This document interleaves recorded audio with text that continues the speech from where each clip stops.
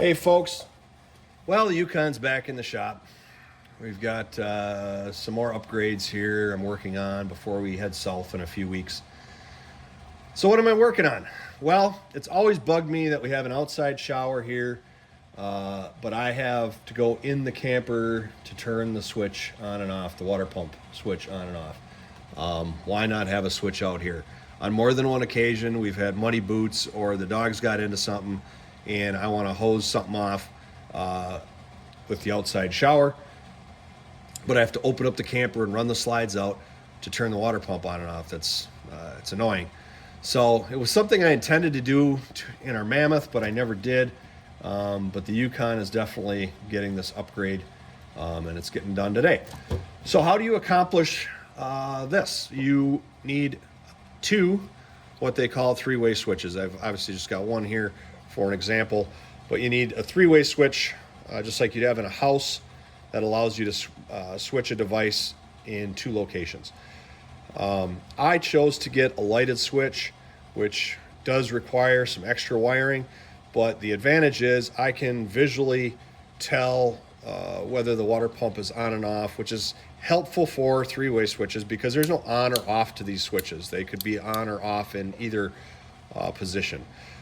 So if it's lit, you know whether or not it's on or it's off. And they'll both be on or both be lit up when the pump's on, and they'll both be dim when the pump is off. So it doesn't matter where you're at in the camper or which switch you're looking at. You know whether or not the pump is on or off. So you need a three-way switch. I will put the Carling model number of this switch in the description. I bought it from Rocker Switch Pros. I get nothing from them. They're very proud of these switches as well. Just so you know, I think they're about $16 a piece or something like that. And be aware that if you buy it through Rocker Switch Pros, it does not include what they call the actuator, which is the actual button that operates the switch. So you need to order the actuators separately. In a way, it's kind of nice because you can get ones that are labeled water pump, like I did. They have all different labeled switches, but I wanted one that said water pump in it, and they had one.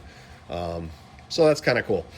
So you'll need a three-way switch, and you're going to need some more wire because you're going to need, if you're running lighted switches, you're going to need to run 4 wires between each switch.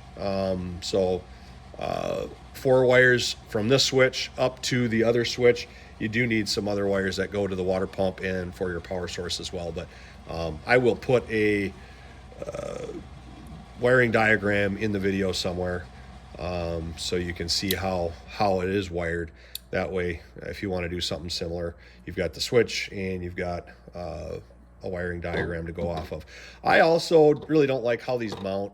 They just use these little little grab things here. It's just plastic, which is fine, but I don't like how it grabs onto the plywood.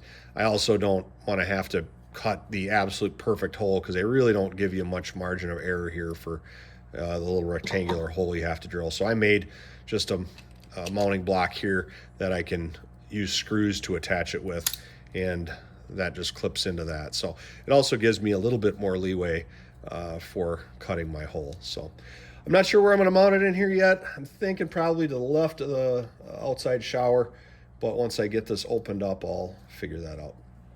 I will circle back when I get everything installed. Okay, here's a little progress. I'm pretty much all done wiring everything up. I have to just shove the switches in there and mount them. But the interior switch is, you need to supply power to one switch, and it made sense to me to pull power from the original switch for the water pump. So I just disconnected that. I had to crimp on a new spade connector because the spade connector for this was smaller. Holst used a Wago connector here because they're pulling power for this monitor panel as well. But anyway, so I just reused that, and power goes to this terminal on this switch, and then the blue and yellow wires are traveler wires. So they're going to get wired to the corresponding terminals, the same terminals on the other switch. And then the top terminals here are your light switch terminals, or the light for the switch. So these will also go to the other switch, but they're going to get reversed. And we do need to supply power and a ground to the lighting circuit as well. I'll circle back with that when we get down there. You could pick up the ground here, but I chose to do it down in the other compartment. All right, we're at the second switch outside. As you can see, I've got the blue and the yellow wires connected to the corresponding terminals on this switch. And instead of power going into the circuit in this center terminal between them, that's our power coming out. So that goes out and over to the positive side of our water pump, or in my case, it goes to a water pump controller. But